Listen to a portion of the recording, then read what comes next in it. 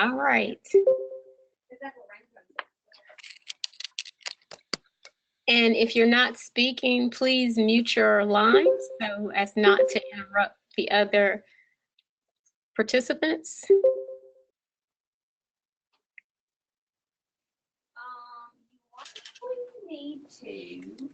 We should be able to find it online. So, Mandy Elliott from Mississippi Department of Ed, we have some background coming from your office. If you could please mute. All right, it is now 3:30.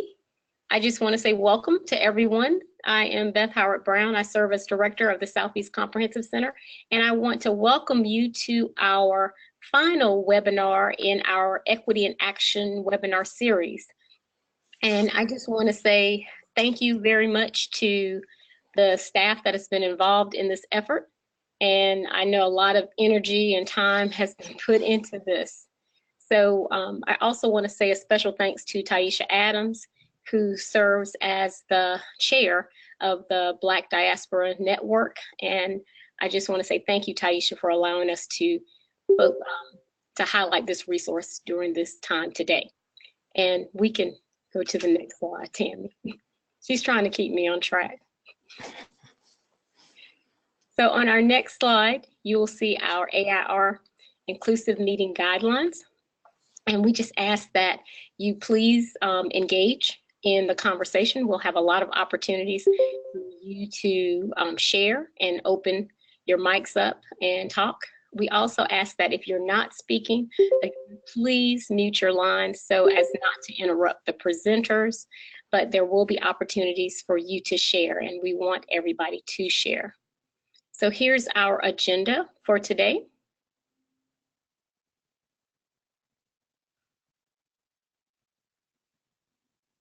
All right, so I'm going to turn this over soon to Tammy, who's going to take you through some welcome and introductions, and then talk about the goals and the actual context of our webinar series today. And then we'll get into the Black Book. And I know a lot of you are wanting to find out about this Black Book. It's a great resource that we feel will help continue to grow the conversation as it relates to equity in education and other areas. Then we'll have a Q&A session and then go into next steps. All right, I'm gonna turn this over to Tammy Kazi Kanate, who serves as the director of the Southeast Comprehensive Center and has been a major lead in this role, along with Dr. Robin Madison Harris in this whole Equity Dialogue series. Tammy. Welcome, everyone. Are you able to hear me? Good. We're so excited. We're very excited to have you with us today. We have a nice, well-rounded audience of folks from a number of different backgrounds across the educational continuum. So we're very grateful. Today, with Navigating the Complexities of Equity, a demo of the AIR BLAAC Book through the Diaspora Network, the Black Diaspora Network, we'll be engaging you in conversation, sharing a demo of a book that was developed for occasions such as this. And so at this point, I'd like to share with you a little information about our presenters. We have with us today Taisha Adams, who is chair of the AIR BLAAC Diaspora Network. You met earlier Dr. Beth Howard Brown, the director of the Southeast Comprehensive Center. We also have with us Carolyn Rugamus. She's our documentarian for the AIR BLAAC Diaspora Network. Chris Times, our community supports liaison with AIR BLAAC Diaspora Network and our communications specialist here in the Southeast Comp Center. And Robin Madison Harris, senior technical assistant and also the co-lead on the Equity Dialogues project. And she's my colleague. And you're looking at me, Tammy Causey. At this time, I'd like to just share with you some of our anticipated outcomes for today. First of all, we really wanted to give you a glimpse at the Black Book and its contents, but we also wanted to continue the work we've been doing to provide opportunities for you guys as state and local leaders to engage in dialogue, to address equity issues all around areas of school improvement, effective implementation of ESSA, and equity overall. We wanted to ground your equity-related understandings and the plans you've been implementing and your actions in local, immediate, and historical realities that are linked to human rights and civil rights. And finally, we want you to feel free today to commune and engage and dialogue across the airwaves with your peers, your colleagues, and some that you're meeting for the first time.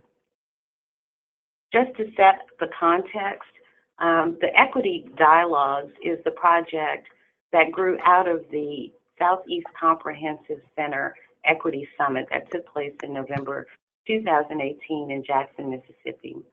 And in that experience, we had an opportunity to convene 8 states and to have some really candid conversations, to enjoy some professional learning together, and to begin to dig deeply about how we wanted to revisit our plans for implementing ESSA in a way that would be much more focused on equity-related outcomes. And so to that end, we have been engaging with you guys across the months in dialogues such as the one we have today that we call an equity dialogue. And so we arrived at a point where we were made aware of some content that we thought was quite riveting and quite thought-provoking. And we wanted to be able to help you to prepare to walk into the next version of this work in our sunsetting process, and to think about resources you might tap, considerations you might engage, and individuals you might reach out to moving forward. And so to that end, we've invited our peers who are our presenters here today to come and share with you from this Black book. At this time, I'll turn it over to Taisha Adams, and she'll provide a more in-depth understanding of the context of the book. Thank you. Awesome. Thank you so much, Tammy. So next slide. Oftentimes I like to think that when I think about equity, I think that the work really starts in the mirror. And so what I appreciate about AIR's approach to the equity work is understanding that it really informs how we not only work with our external partners and the resources that we develop, but internally with each other, with and really broadening that understanding. And so I wanted to start off with just revisiting the mission of AIR, which really is to conduct and apply the best behavioral and social science research and evaluation towards improving people's lives. And when people ask me, what do I do for a living? I say I improve people's lives. That's what I'm dedicated to, and I'm excited to be around colleagues that feel the same way. And so you see here the 4 pillars of diversity and inclusion at AIR, recognizing that the work starts with us. And so I wanted to highlight just 2 of the 4. One being positive work environment, so maximizing individual potential and fostering a positive and culturally aware work environment.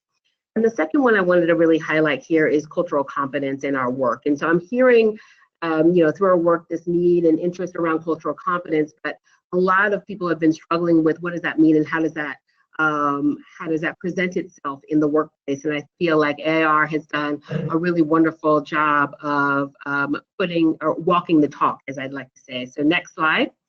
So one of the strategies that AIR uses to both build our own cultural competence and to support a positive work environment that's culturally responsive is having employee resource groups. And really these groups are for employees, and anyone can join. They're open to anyone.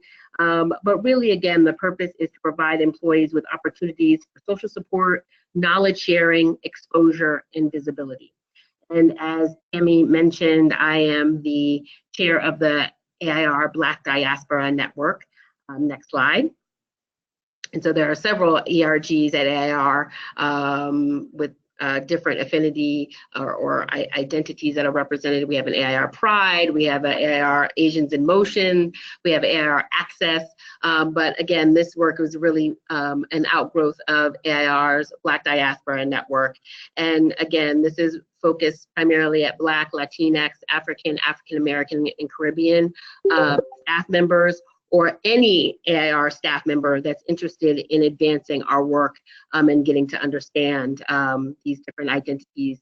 And so the three numbers that you have here are three of our goals, and again, really around promoting a positive workplace climate.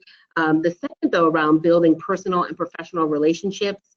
And so this is one of the strategies when we were developing the Black Book. We wanted to make sure that we were building off of the different knowledge and experiences and expertise that our staff brings to the table.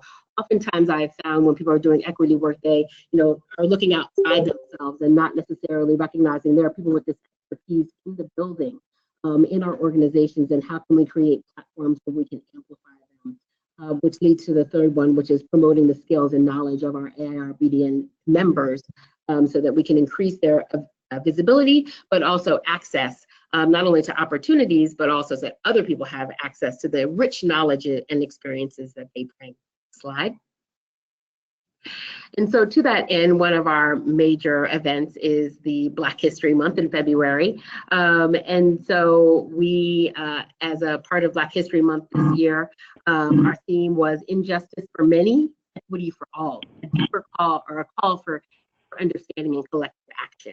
And so here we always have a speakers event, and this year and in years past, we've had a Jeopardy game, we've had a trivia night, we've done community service. But as our members were brainstorming, how can we really make this meaningful and also recognize that Black history is every month of the year and not just February?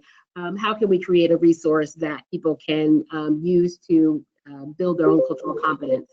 And so that's when the Black Book was first. So it's really a resource that's meant to be used throughout the year. Initially, it was targeted just for our AIR staff, which there are about 1,800 of us across the country. And again, to really make sure that we are walking the talk and also amplifying voices of our members. And so taking a page out of Hugo Green's Negro Motorist Green Book, we developed a non-exhaustive resource that serves to illuminate the experience, achievements, and challenges individuals who identify as Black, so Black, Latinx, African, African American, and Caribbean. Next slide. And so we asked all of our members to submit information or resources. So it could be a film, it could be an article, it could be research, it could be an intervention, and then we started to compile all of this rich work. Also being mindful, as I mentioned, of amplifying the voices of AIR BDN members who have written articles or books. So we want to make sure our AIR members were aware of those things, and really with the idea of, how do we not only walk the talk, so improve and increase our own cultural competence, but then ultimately, how are we improving lives? How are we improving student outcomes? How are we really addressing key equity issues? And ultimately, how are we, moving from a place of knowledge gathering and building to application and action? So I want to turn it over to our AIR BDN documentarian, Carolyn, who can talk to us a little bit about the different, or how we organized the AIR BDN Black Book.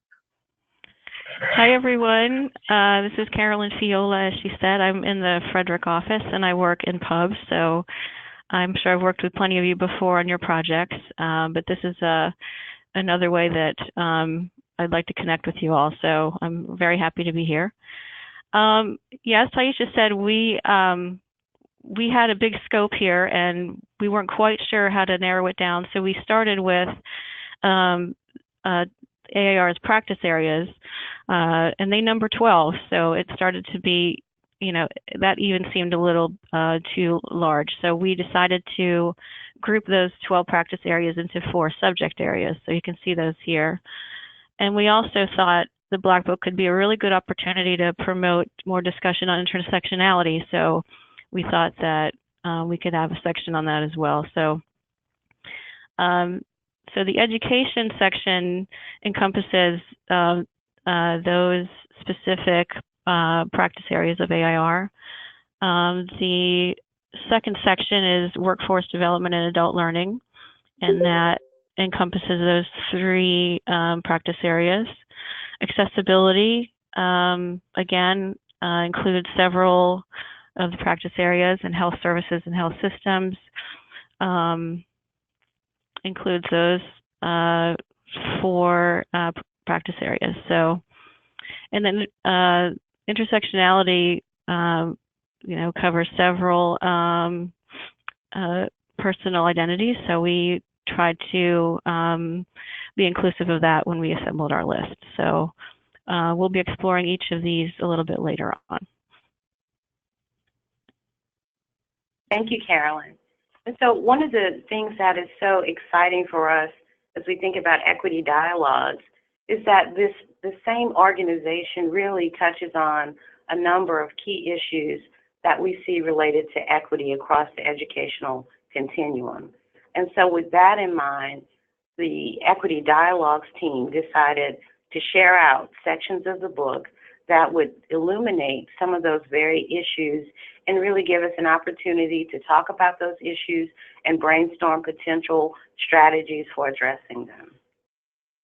So at this point, I'd like to just engage you and hear from you a bit. And I want you to ponder your work. And just to think about the current work in which you're engaged around educational equity and where that current work sits, where it is situated. Are you doing lots of work in the area of organization, education, workforce and development, accessibility, health and health systems, intersections of identity? And so at this point, I'd like you to look at the control panel on your screen, and you'll see a gray tab to the very left. At the immediate bottom of that tab is a pen feature. If you would, use your pen feature to check as many as those items that apply. Is everybody able to see that?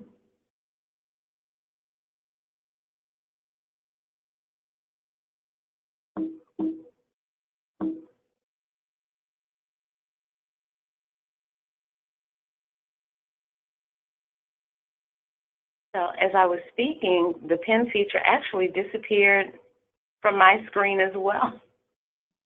Yes, some people. It's very unusual. See. So what we'll do is just to ask you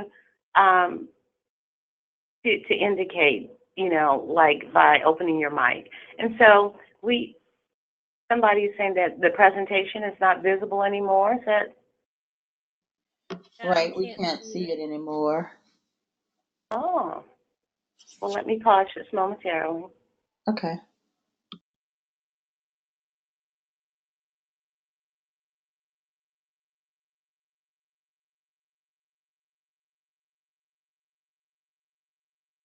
So what I'll do is to share the presenter rights with one of my colleagues, and maybe that will resolve the issue.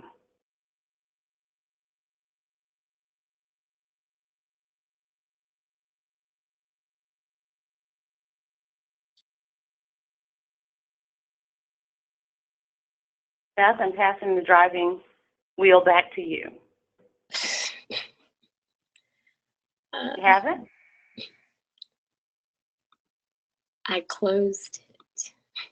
Okay.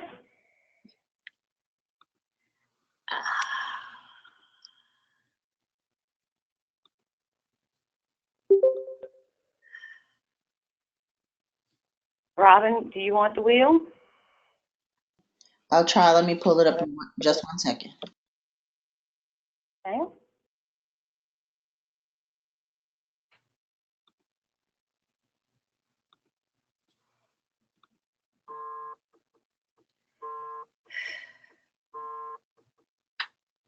Can you see it now? Yes. Okay, well, let's move ahead. So please use the pen feature at the bottom of the gray tab and check any that apply. All that apply, actually. You're not seeing it, Taisha? Okay. We still don't see the pen feature. And a couple people typed in the chat box. So I see where Archie said they're using People are, education. Feel free to put your answers in the chat box. That will work.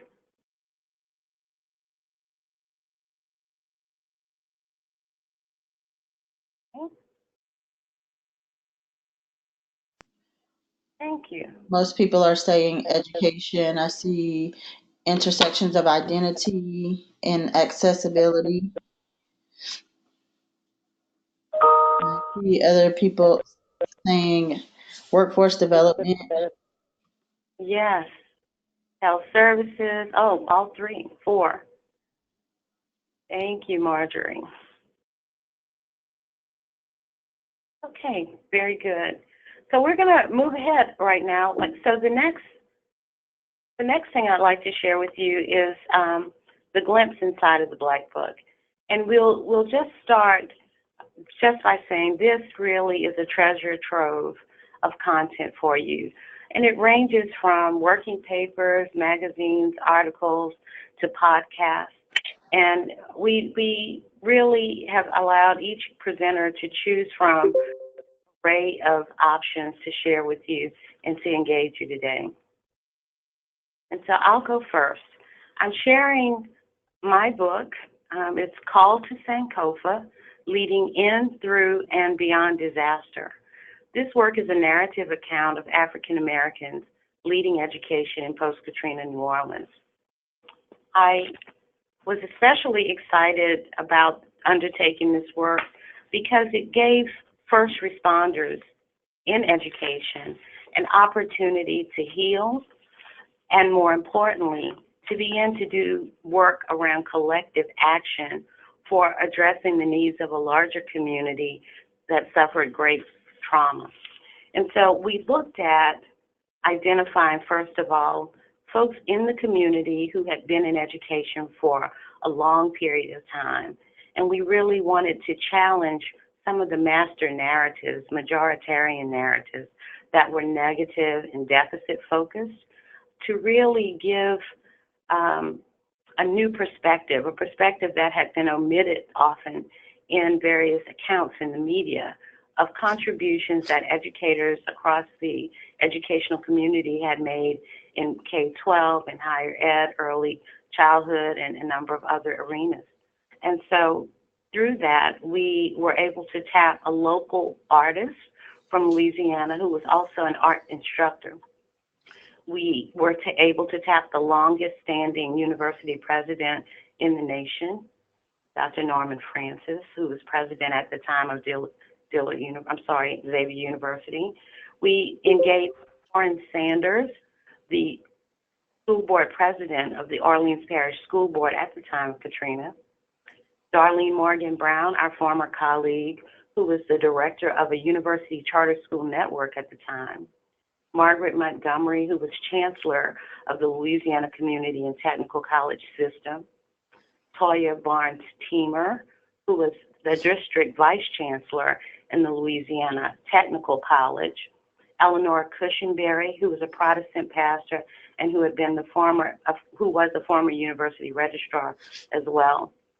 Matthew Causey, my uncle, who was an associate vice chancellor of academic affairs at Southern University at New Orleans. And of course, I contributed as well. At the time that the book was penned, I was working at a predominantly white institution, the University of New Orleans, and I had also previously worked at Dillard University, the oldest HBCU in New Orleans. And so we set out to really think about how we could use this work to set new expectations by countering master narratives. We wanted to set those new expectations as a way to really begin to think about school improvement overall and to dismantle some of the inequities and the narratives of inequities around school improvement. In addition, we wanted to overcome deficit-based thinking, and we tapped into Tara Yoso's community cultural wealth model to do that. So we looked at resistance capital, linguistic capital, familial capital, social capital, navigational capital, and aspirational capital to do that. Finally, we wanted to challenge some of the things that are viewed as normative that seem to be exclusive in nature and often result in perpetuating deficit-based assumptions. And we wanted to link our own personal survival needs to social responsibility and collective action. So to that end, this bird that you see on the screen in the colorful imagery is a Sankofa bird. It's grounded in West African culture.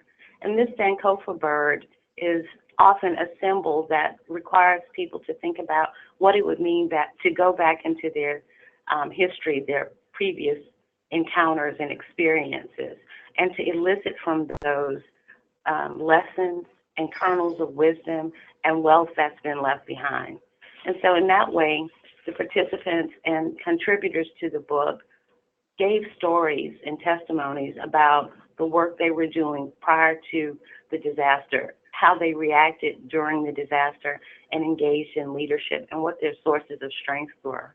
At the end of each person's chapter, they share critical elements that were essential to their survival, their success, and their ability to exercise collective action. And so through that, we get a chance to see these master narratives countered. We get a chance to see that folks were actually governing themselves. They were using models not only of self-sufficiency, but of educational excellence.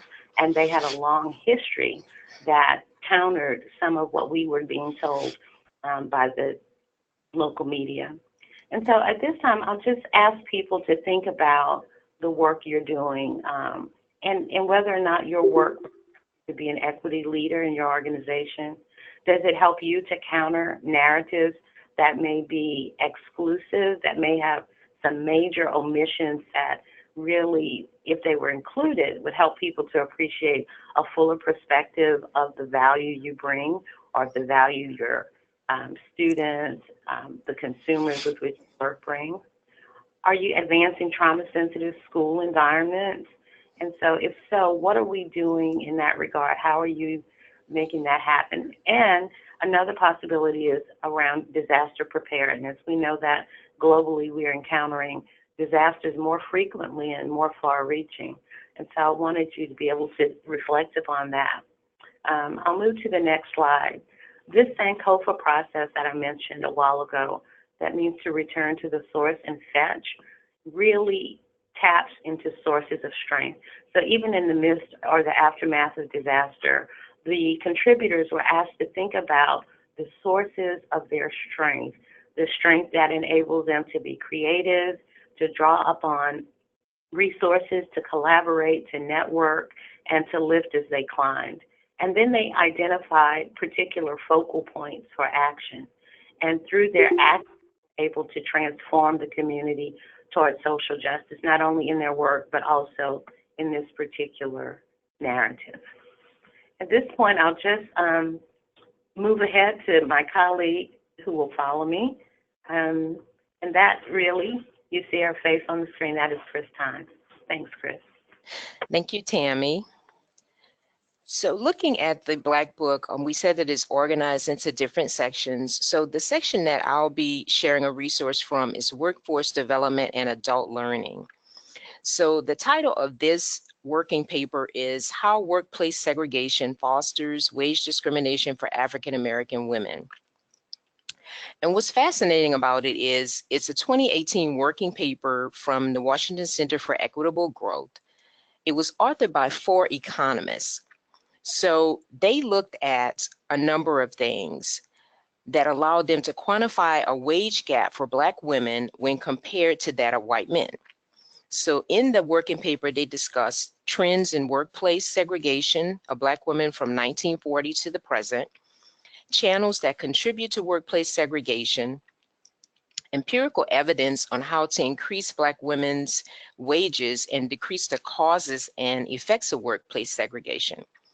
So one really critical thing that they did was, based on their work, they found that a Black woman or Black women earn 64 cents for every $1 earned by white men. And not only that, that workplace segregation is a key cause of this wage gap. So you may have heard this figure before, 64 cents to $1 when statistics are presented on the equal pay day, that women usually earn less than men. So I thought this was really fascinating to not just look at this amount of $64 64 cents rather to $1, but to quantify it. So on the screen, you see two bullets.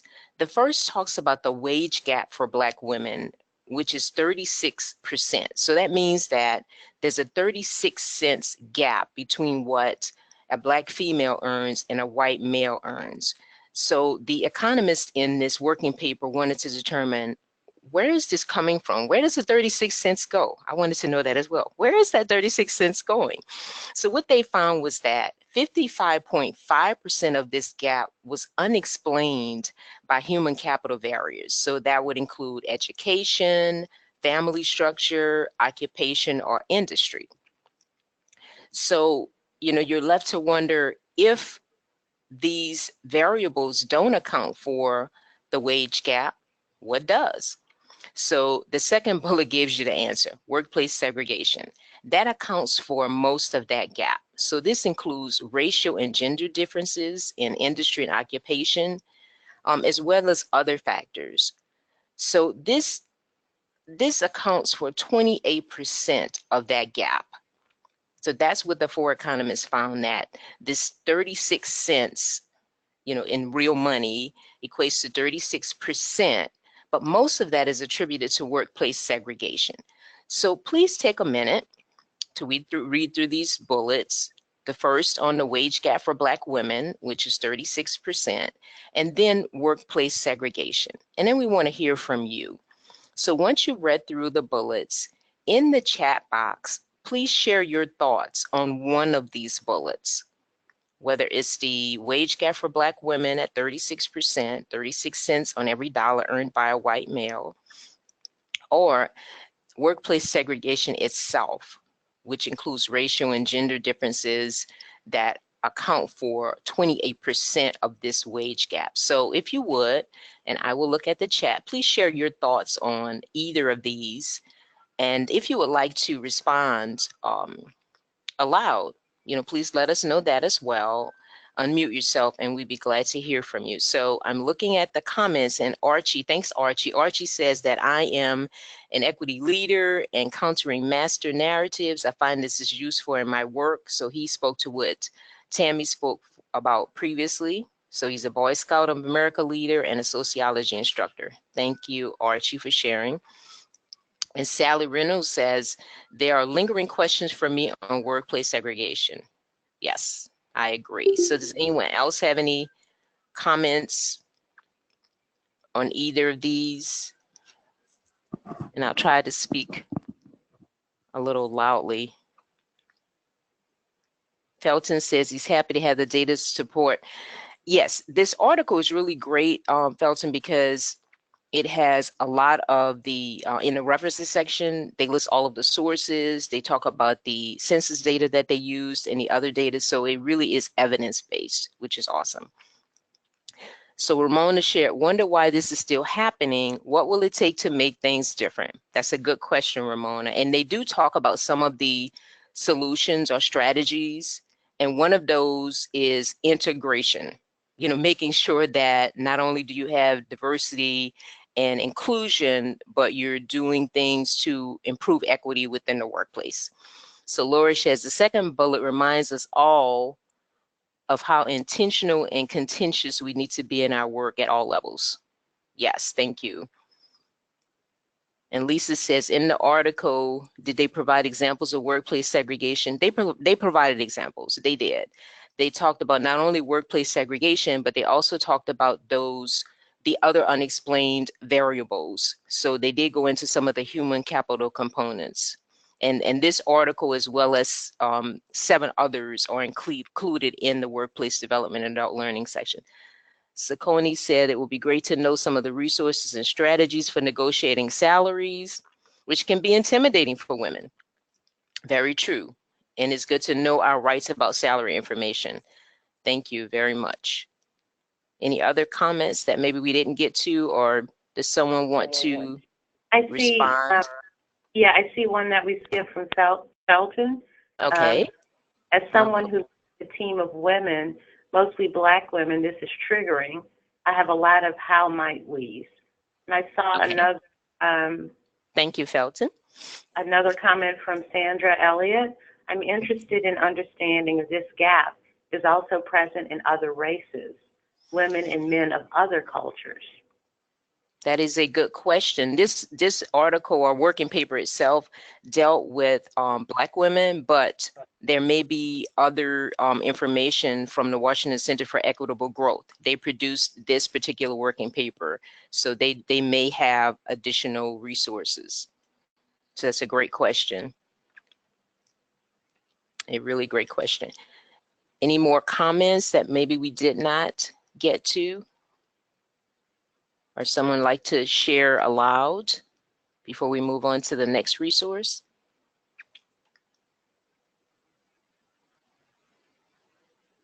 I think we've covered everything. We thank you so much for participating in our brief discussion on this resource. So we're going to move ahead to our next resource, which will be shared by Beth Howard Brown from the assessment section. Good afternoon again, everyone. And with this section of the Black Book, we're going to concentrate on equity in the area of accessibility. And I know all of you have heard of Section 504, which is part of the Rehabilitation Act of 1973, which is upheld by the United States Office of Civil Rights. So this law is about access to a public place or program. Section 504 also protects a person for life and allows everyone, student, employee, a guest in a public institution, to ask for and expect supports and productivity enhancers that they need to succeed. So the article or the resource that I'm focusing in on talks about access for Black males as it relates to special education certification and becoming teachers. So the guidebook itself, there are other resources that we're also going to provide and share with you, is focused in on this section of the guidebook, is focused in on the actual articles, interviews, as well as opinions and reports on topics related to special education and disabilities, and it relates to persons of color. So with this resource that we're discussing today, it actually just centers on recruitment and retention of Black male special education teachers. And this article really stemmed out of a Goals 2015 conference that was held a couple of years ago. And what they found was in the field of special education that there was a need to recruit and retain more Black teachers. And it's grounded in it's a grounded theory study, and 18 Black males were interviewed to learn more about their experiences surrounding recruitment, retention, and special education programs. And what they found was that there were certain supports and constructs that were necessary for African American males to actually become special education teachers or stay within the special education field.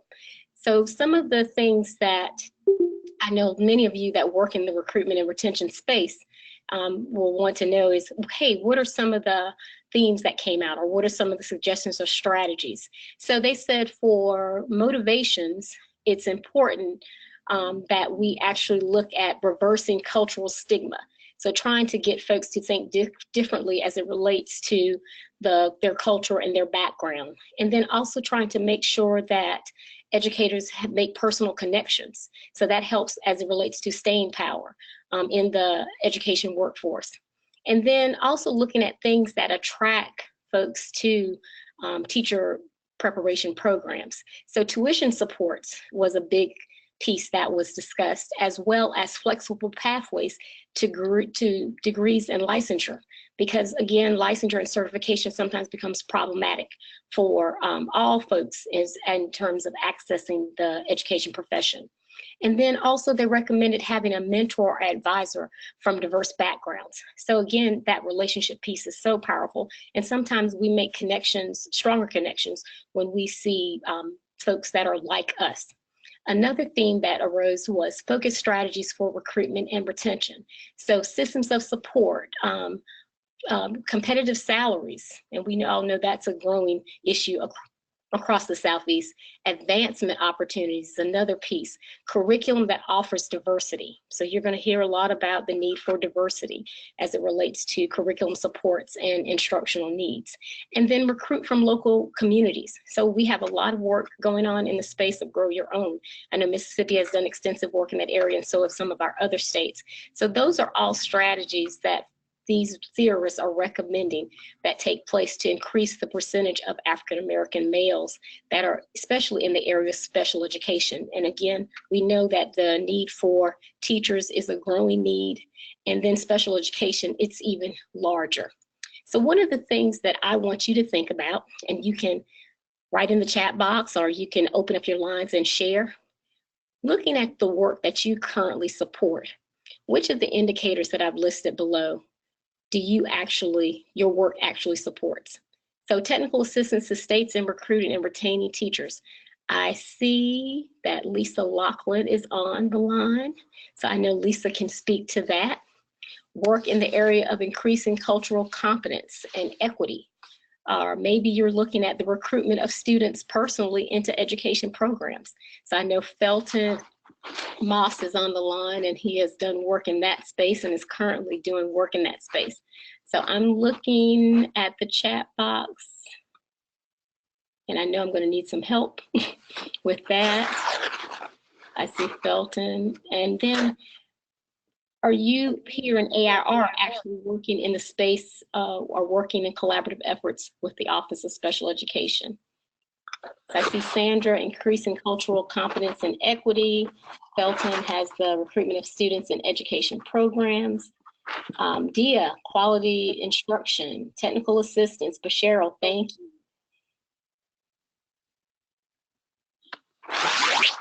Any of these indicators that resonate with you, please share. And you're welcome to speak if you want to tell more about the work that you're doing. And special education. Okay. Thank you, Anne. Diversifying the educator workforce. Thank you, Kathy and Gary.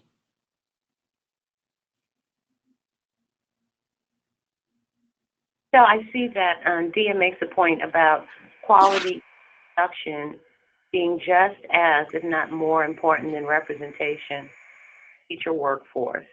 Definitely. Focuses on building capacity of all special and general educators to teach students with disabilities through technical assistance. Thank you. Dia, is there something you'd like to share? You're welcome to open your mic.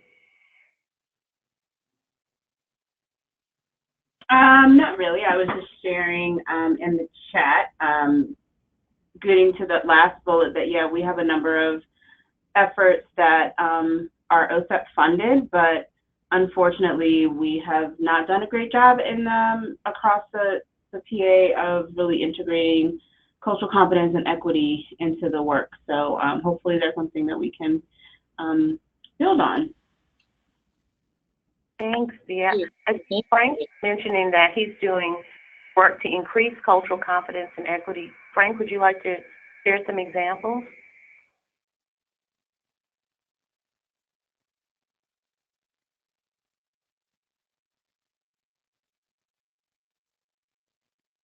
And Lisa, thank you for sharing the link to the Great Teachers and Leaders resource on mentoring and induction. We appreciate that.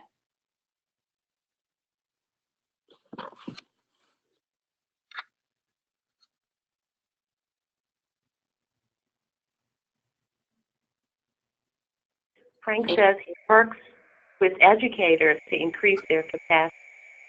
Thank you, Frank.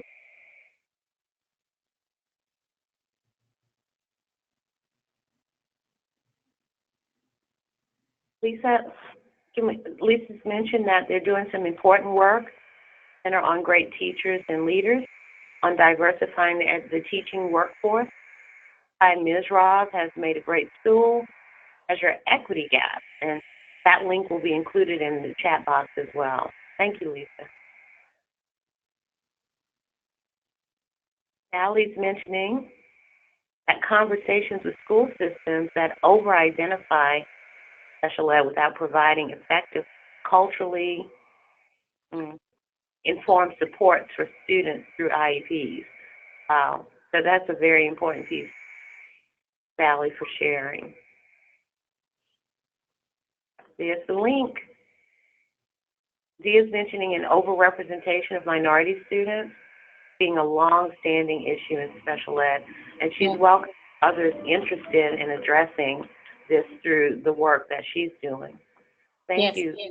Yes. The article actually speaks to that and about showing the actual data to support the overrepresentation of especially African-American males in special education, and how there is a need for them to have the connections with other Black male teachers so that they're able to work to thrive. So thank you, Dia. Okay. I don't see anything else in the chat. Did I miss anything, Tammy? So what go ahead. You got them all? All right. So another resource I just want to highlight very quickly that I want you all to consider when you get a copy of the Black Book was a report by the Pew Research Center. And it actually dealt with the professional learning challenges that minorities face as it relates to how they go about their adult learning. And what they found is that many a times African Americans and Latinos do not take part in professional learning activities. And then they found also that white folks tend to have more access as it relates to online learning, whereas African-American males and Latinos don't take part as much in actual online learning opportunities. So that's another one I really want to have you take a look at and consider for your review as it relates to our work, especially in that TA space. So I'm now going to turn this over to Carolyn, who will be sharing about the health services and systems work in the Black Book. Thank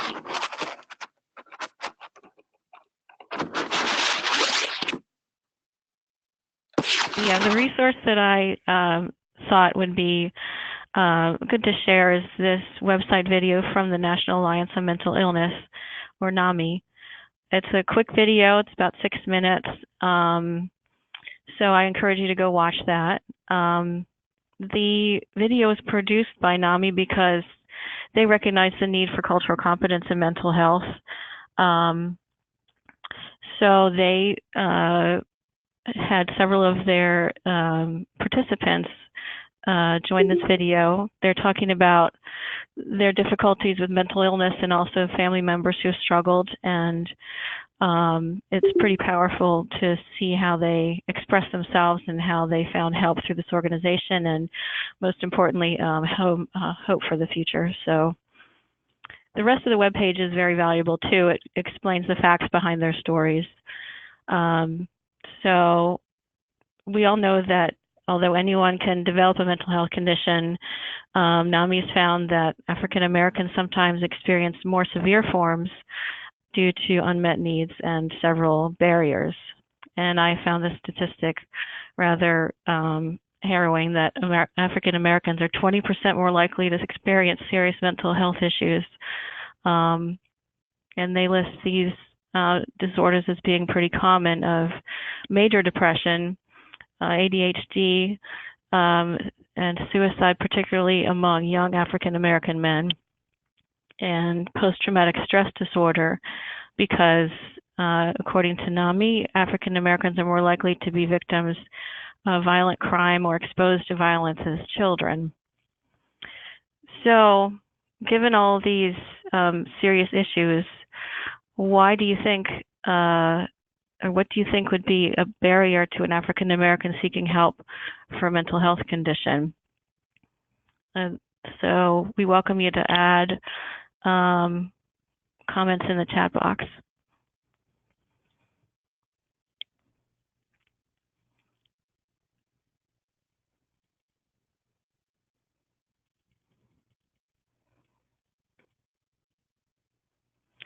So Kathleen says that pediatricians just came out with a statement on the devastating effects of racism on children. Not surprising, I think. Thank you. Sandra says lack of access to mental health care, such as insurance.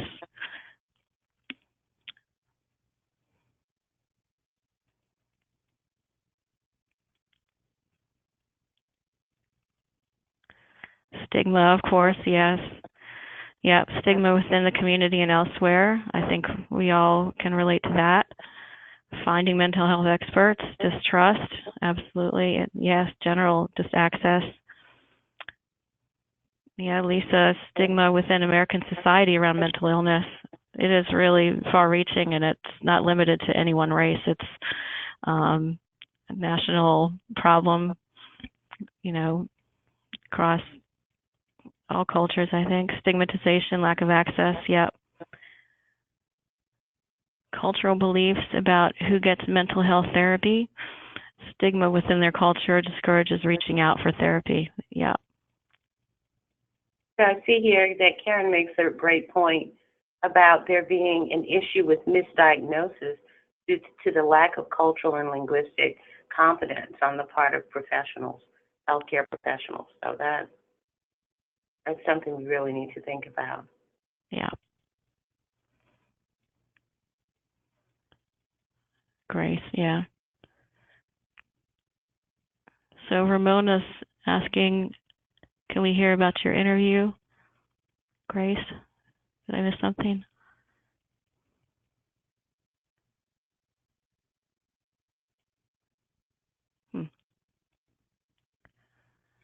Okay, Grace, Jane said.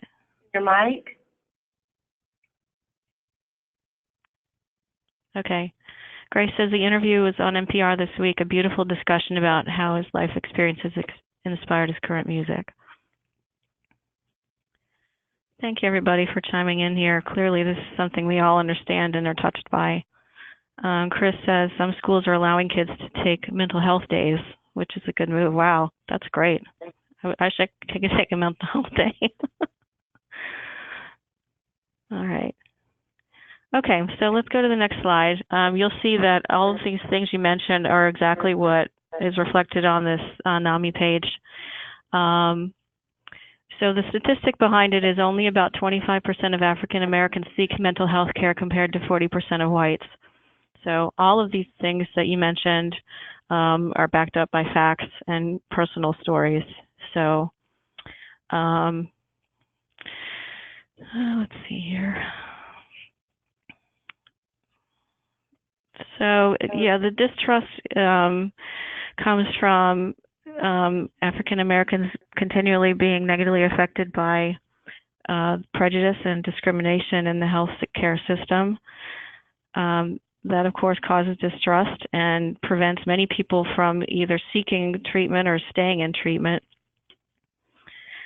Of course, a large barrier is always stigma. Many people consider it a weakness to be struggling mentally, and with so much stigma around it, it's sometimes hard to admit you're having a hard time and risk judgment from people. So do you see Archie's question? He's asking about historical reference to these barriers and whether they're discussed in the report.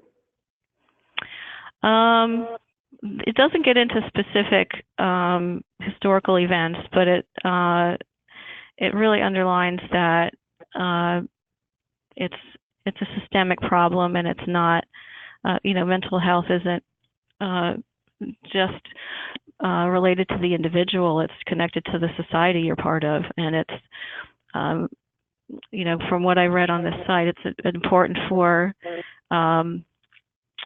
providers to understand that the context for African Americans is always culture, and it's not just limited to the individual. So if a provider hasn't treated African Americans before, they might not make that connection.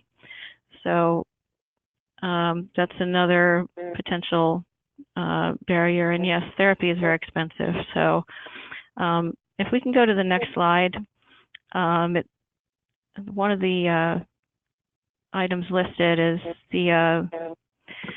a possible resource for financial aid. The Substance Abuse and Mental Health Services Administration has a locator service that also includes links to local organizations that could provide financial aid.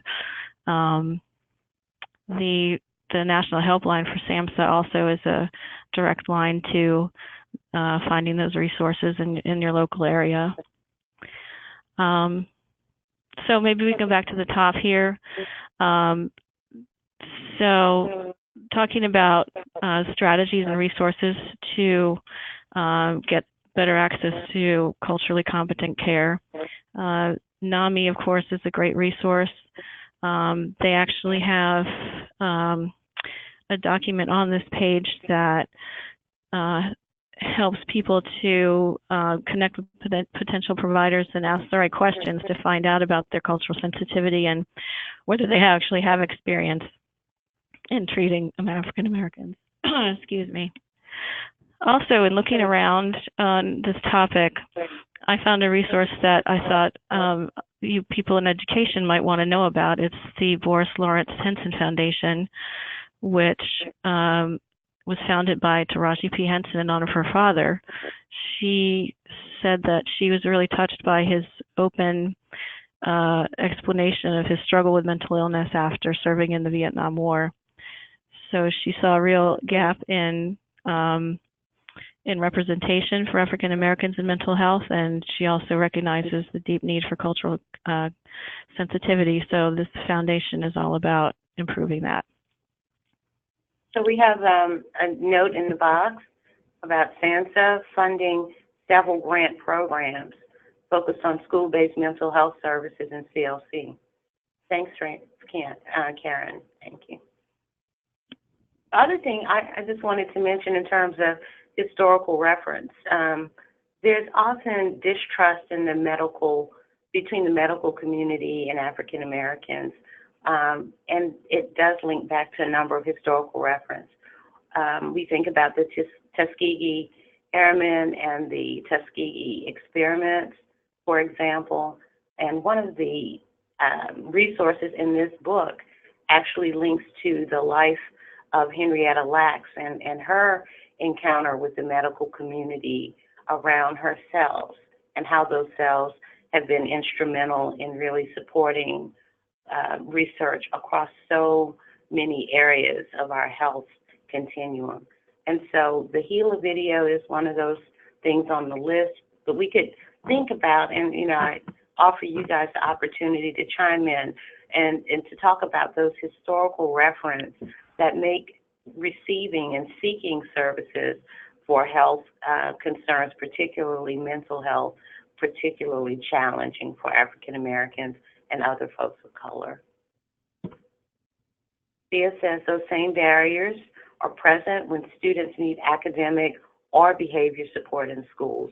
There's stigma, distrust, not knowing who to ask, access. All of these are very key to equity. And so as we walk through these resources, we do want you to link them back to equity and to ESSA. When we think about implementing ESSA, what can we learn about just the snippet of information we're sharing with regard to the Black Book? What are we hearing? What's surfacing in our minds and in our recent experiences about how we can use resources like this to advance educational excellence and opportunities for children who might not have access to them and adults in that field. Taisha's mentioning that it's important to think about the mental health of adults throughout our public education system as well. That is critical. Robin's mentioned that we have to learn to normalize addressing mental health for students and adults in education. All of these are very important. Is there anyone who'd like to share any thoughts or ask any questions at this point in our health services, health systems conversation? Tammy, my daughter, who is a mental health counselor, always says that we should look at mental health just like we look at our physical bodies. We get a checkup every year. We need to, everyone, not just those who feel they have a problem, but everyone should have mental health checkups. One of the things that I admire about her is that she had a mental health counselor who she goes to from time to time. So just trying to erase that stigma of it, especially I know where she lives in Houston, they really do a lot of outreach to the African and male community, offering actually free services sometimes, and they also do retreats with veterans sometimes on weekends. So trying to get the word out to the community. But I also think sometimes that there is a misconception in in the African community too, just speaking spiritually, you know, a lot of people think because, you know, we believe you should be stronger than that, no matter what, you should be able to deal with it no matter what, you know. So a lot of that comes from the stigma of doing that, comes from being that strong Black woman and being able to handle it. You know, the image that we represent in our families. So a lot of those things come into being. So thank you, Kat, for sharing that. When I hear that, I think about resilience capital.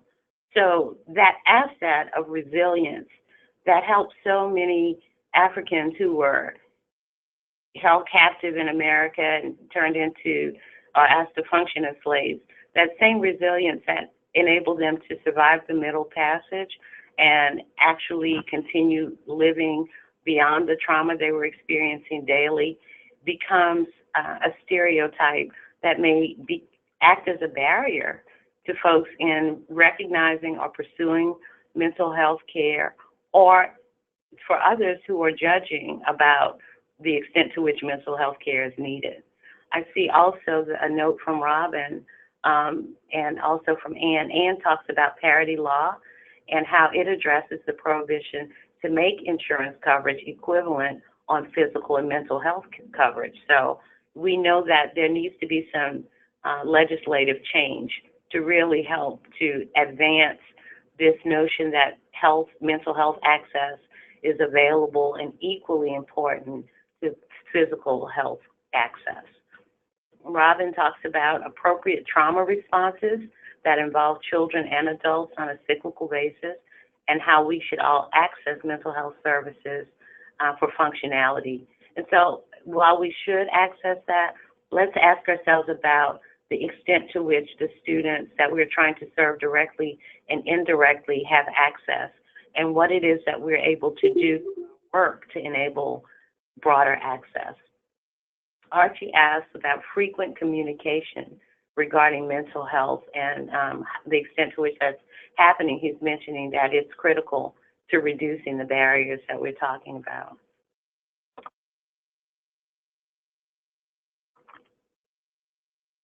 Are there other comments or thoughts you'd like to share? I just want to say this one thing. If you follow the trends in education, many of the states are recently adding a requirement for mental health in the educational system. So that's something that, you know, we need to be aware of, and as we provide technical assistance, especially those of us who, like me, in the social emotional learning field. Schools, how are schools integrating those services and using tiered models to address the needs of students appropriately?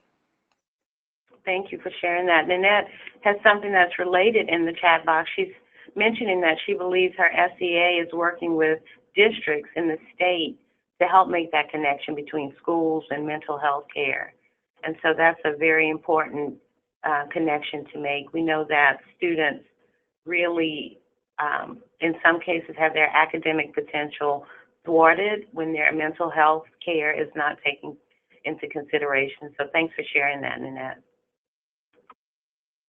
Okay, so at this time, I think we'll move on to exploring the intersections of identity.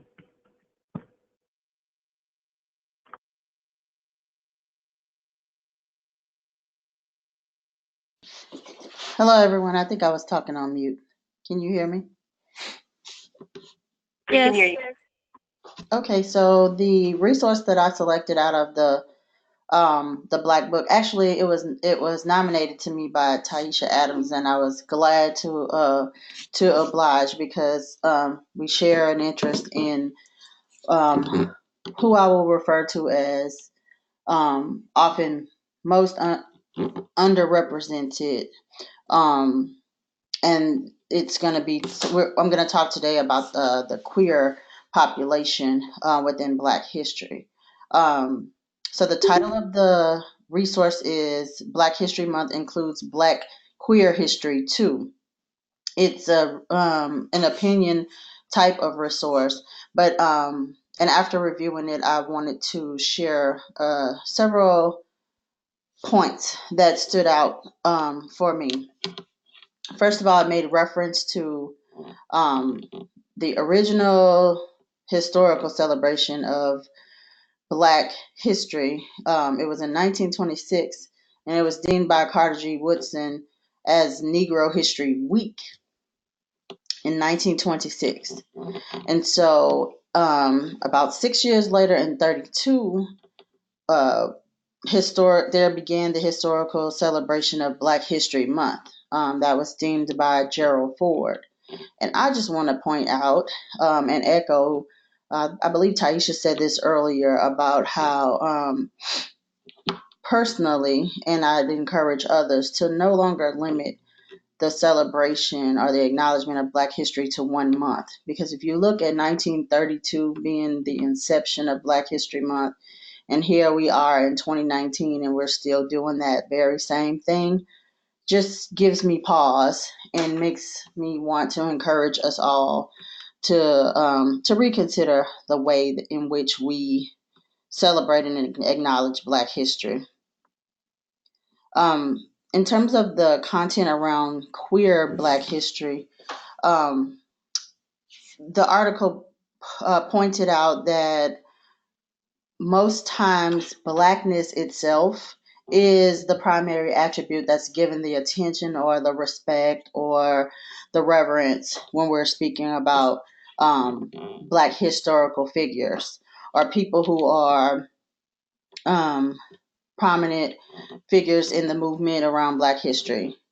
And oftentimes the fact that people's sexuality, these Black figures' sexuality or queerness, whether it be LGBTQ plus, any of those markers, that comes it shows up in a few ways. First, it shows up secondary and not as an immediate part of the person's identity.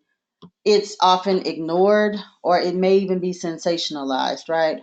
Instead of being just merely a part of the Black person's identity. So on the left of the slide, you'll see where we can pretty much regurgitate who these people are. We've all heard of Rosa Parks. We all associate her with the bus boycott. We all have heard of Martin Luther King Jr., George Washington Carver, Madam C.J. Walker. We associate her with black hair. We've heard about Malcolm X, and we think and remember about his transition and the time in his life before and after his voyage to Mecca. And we can easily name, I hate to use the words, but I'll use the words, run of the mill, our laundry list of historical Black icons who are wonderful and who have paved a huge highway forward for Black history to be celebrated the way in which it should, and it's improving. But what we don't often see or hear about or address, or what is treated either secondary or either ignored or maybe worse, sensationalized, are some uncommon queer Black historical figures or Black icons. For example, not sure if people know much about Bayard Rustin, but he was Martin Luther King's aide. He was openly gay, openly proud to be gay. He was a huge confidant of Martin Luther King, a huge advocate in the civil rights movement, but yet doesn't get the fame as some of the other non-queer historical figures. We hear about James Baldwin, who was a writer. We hear about Miss Josephine Baker, an entertainer. Moms Mabley, a comedian. Don Lemon, the newscaster. Jason Collins, the NBA player. All of these are icons in Black history are in current Black news, who are current figures forward, I say, for our Black community. And often we don't discuss, or it isn't acknowledged, that these people are queer. They are gay. The women are lesbians. The men are gay men. We often treat this topic as if it is taboo, and the whole point around the resource was to encourage that we start acknowledging intersectionality for all facets of identity. That when we describe ourselves and when we're describing others, that we are to not just label ourselves or label others as Black or by race, but that it is just fine and should be acceptable and respected to call out intersectionalities. So, with that in mind, I'm just wondering if anybody has any reaction to what I've shared, or I have a couple of questions that I can ask, and you can either free your mics and talk about it or enter in the chat box. But the questions are, what identity intersectionalities make you who you are? And then the other one is, do you give them priority order or see them each as equally important, and why? So I'll just pause and give you some think time around that, and anybody who's ready to share can share either in the chat box or on the microphone. While we're waiting for people to post and share, we see that Taisha has mentioned that Pauli Murray, civil rights leader whose strategy was used by Thurgood Marshall in Brown versus the Board of Education. And so that is really notable. Archie's mentioning that, he's enjoying the content. He's going to step away for a minute. I just also want us to ponder this in terms of intersectionalities of identity. How do intersections show up in the way we engage with folks in the educational community? Are we embracing individuals for all that they bring to the table, or are we requiring that some portions of our identities be muted? And how does that work for the students that we're serving directly and indirectly? Are we really being open? Are we being inviting, engaging, respectful, and embracing of individuals fully within their whole selves?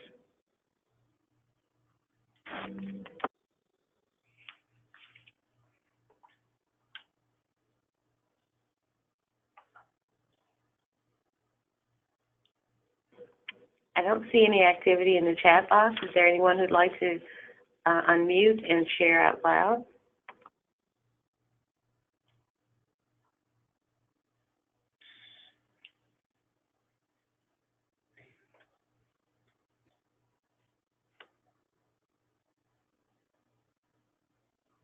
It's normal. I think the topic itself it might snatch some people by surprise. I'll share that I wrote in the chat box that I identify as a Black woman.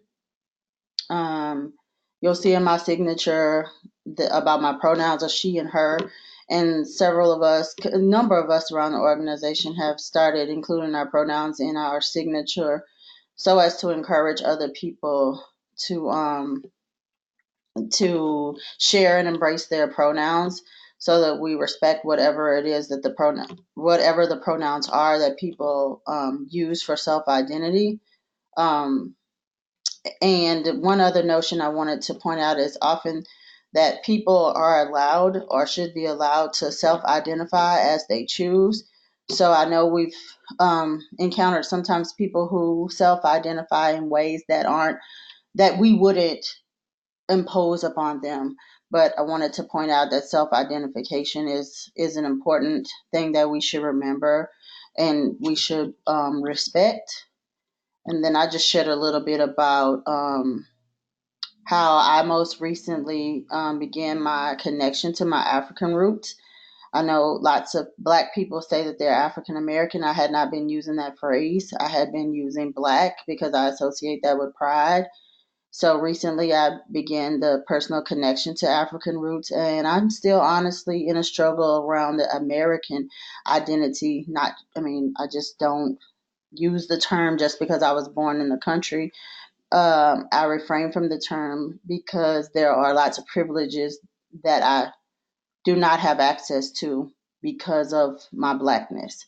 So now I see some other people who are responding in the chat box. So I want to jump off of me and give more focus to others. So I first see one person. Let me see. I see where Lisa is talking about her intersectionalities, are white woman, cis, first generation college graduate, French Acadian, etc. She says priorities. Seems like it really depends on the context. Which of these comes to the forefront? Thank you, Lisa. Context is often important, always important, I'll say. I see our colleague Laura. She says, how I present myself or think of myself depends on context. See that context again. I certainly try to look at all aspects of people, but I'm glad to be reminded. When working with clients, I sometimes wonder how to raise the issue and push people in their thinking. See, Karen says another resource to share is improving emotional and behavioral outcomes for LGBT youth, a guide for professionals. It's a Brooks publication. And then I see Ramona indicated that she will share. So would you like to release your mic, unmute yourself, Ramona, and share?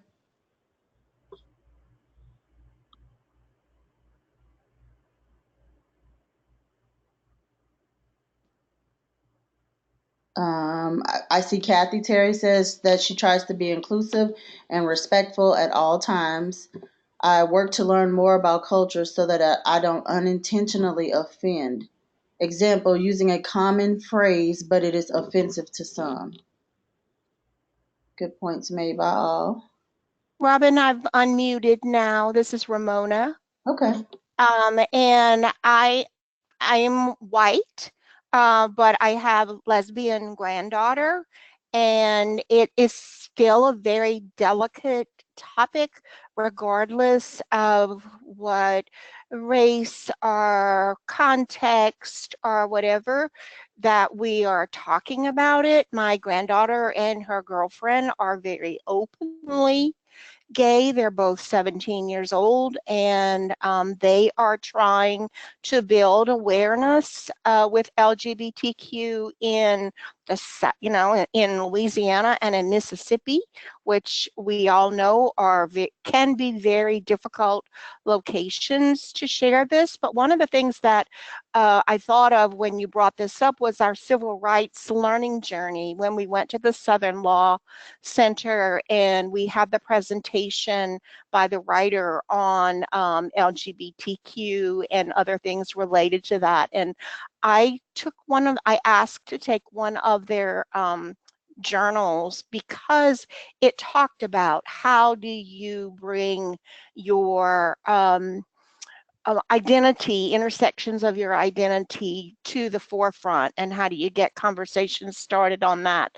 The guy's name is I'm not getting it right now, but I just wanted to share that the topic itself is very sensitive, but we really do need to be bringing it out because it exists, and it's not a shameful identity. It's who children, my granddaughter, it's who she is, and so those were the pieces I wanted to share. Absolutely. Thank you, Ramona. Do we have others who would like to comment? I almost want to call you out, Taisha, because I like the way you share about intersectionalities. if you don't mind, or maybe you could throw something in the chat box, but I always like the way that you have articulated that since we've been having the conversation. There you go. Thank you, Taisha, for obliging me. No, and I'll be brief because I would love to, I know we've got about 9 minutes remaining and would love to hear from some other folks on the line. But one of the things that I've really been focusing on is, or my awareness has been broadened, is the fact that all of us identify with more than one identity, right? And so that coupled with you don't know what people are going through in their lives, between these two things, I always just am reminded of the humanity of our work and recognizing that when we deny an identity, what are we doing? You know, there's oftentimes that we're replicating behaviors that we've seen from a dominant or mono narrative.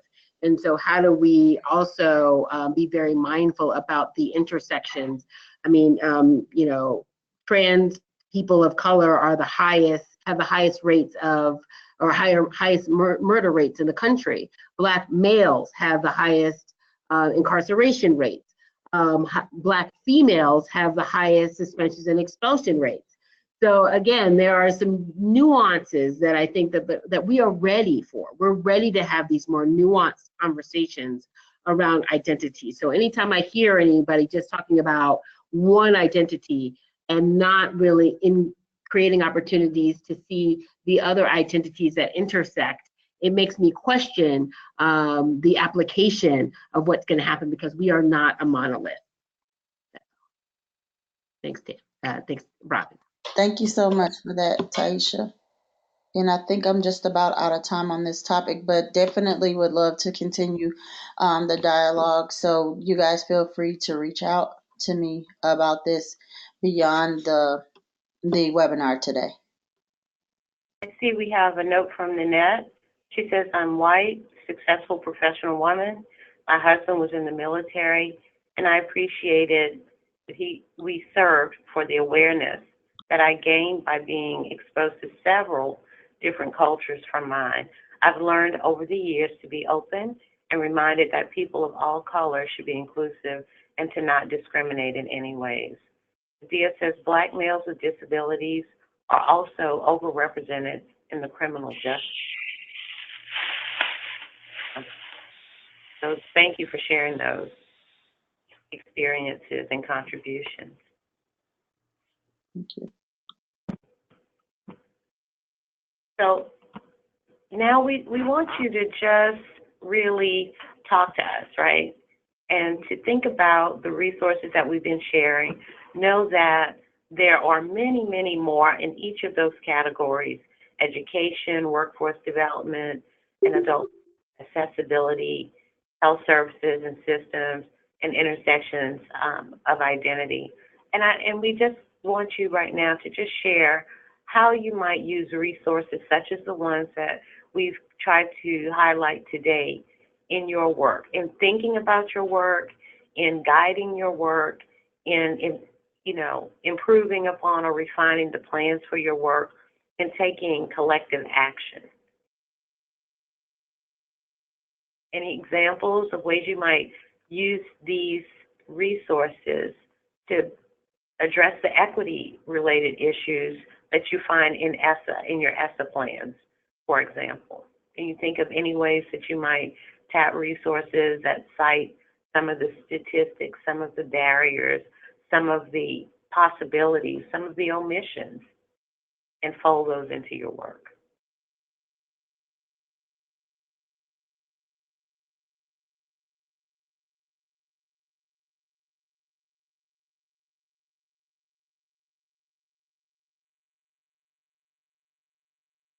Please feel free to write your notes in the chat box or unmute yourselves.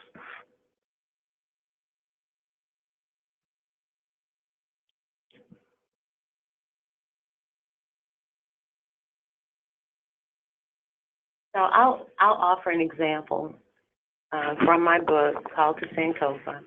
One of the things I'd like is when we think about creating trauma-sensitive educational environments, we can use Sankofa as a strategy. It can help people to think about a traumatic event, and as they think about it, think about how they were affected during the event and in the aftermath. Then we can ask them to think about the nuances of their experiences that were and were not reflected in the narratives, the conversations, the media coverage, and the opportunities they were given following or they were able to access following that event.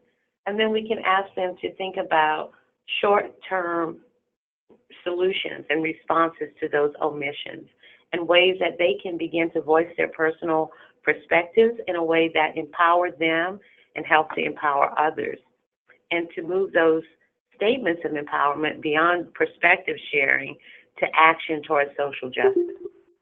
So that's just one example that I would offer.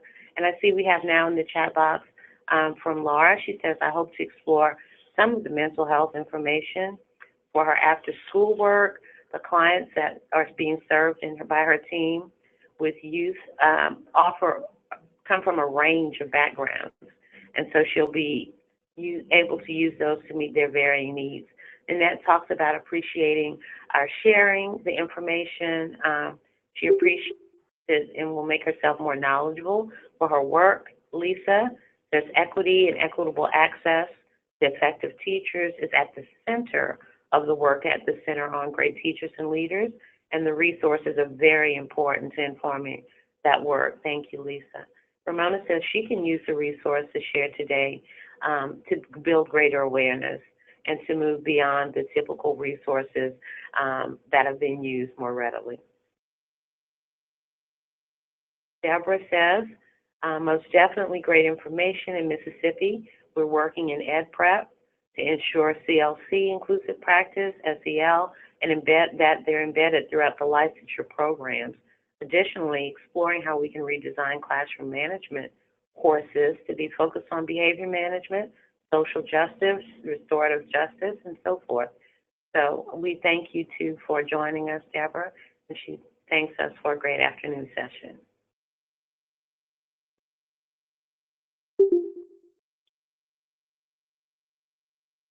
So we have about 4 more minutes, and so at this time, we will move to questions and answers, any questions and answers that you may have at this time.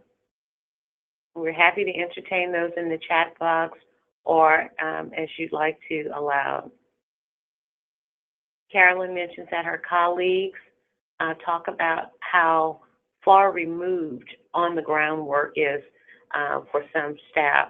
And so this brings relevance to her job and to the jobs of some of her peers with regard to being able to share these documents and examine their contents. Thank you, Carolyn. Right. Tammy, in my work, I look at it, listening to all of these concepts that you all talked about, it really not just thinking about effective teachers, but improving the quality, just like Dia said, the quality of instruction, whether it's special ed or general ed. Equitable instruction, where we are not coming from a deficit model when we're teaching people of color, teachers examining their beliefs and not giving a watered down curriculum. If they're using an MTSS framework, using it to make appropriate decisions, not based on what they think the student's identity represents. So a lot of the comments that we hear doing our professional development that Ursula and I have been doing really took us aback in some cases, and we had to address it. And so calling it out and addressing it, even though I think that there definitely needs to be more follow-up. It starts right there in the classroom, is what I'm saying. And we have to look at pedagogy, and we have to look at the instruction that's being in the delivery of instruction to all students. Thank you, Kat. So I'd like to say also that, we have about 2 minutes left, but these ideas that you've shared, some of the challenges that we know very well are ones that we definitely want to begin to address or continue to address. We know that this work will be wrapping up very soon. So we really want to issue a call to action. We want to help you and ask you to reaffirm your commitment to equity. We want you to think about the ways in which you can embrace the various identities that our shareholders bring, whether they be students or parents or other educators, and to really find ways to work around the barriers, to overcome and dismantle the barriers so that, you know, we move beyond talking about equity to realizing equity for more equal outcomes, for narrower gaps in terms of opportunities and achievement. And so we'll share a little bit more. I'm going to ask Beth to jump in about the sunsetting of this particular project. Beth? Thank you, Tammy. And we have 1 minute left. I just want to say thank you all for the support that you have provided over the past 7 years of the Southeast Comprehensive Center. And again, a big thanks to Tammy and Robin for leading this effort as it relates to equity and building our expertise and knowledge in this space. The Southeast Comp Centers, actually, this grant cycle ends September 30th. And then the new comprehensive center configurations will take place and begin October 1. So again, thank you for your support. And I'm going to turn it back over to Tammy to close us out. Thank you.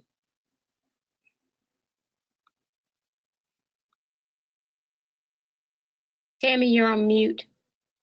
The last thing I want to share is that we'll be sharing the link to the Black Book with all of the resources very soon. By tomorrow, you should receive the survey that will kind of give you an opportunity to weigh in and tell us how we did in this session and so that we can learn from your feedback and make it better moving ahead. We also really want to ensure that you can have the best of these resources and use and make them yours. We thank you for your attention today, for your commitment to equity, not just today, but in times moving forward. Robin, team, we all say farewell. We'll see you next season, October 1st, we hope. Take care. All right. Thank you, guys. Goodbye, everybody. Bye-bye.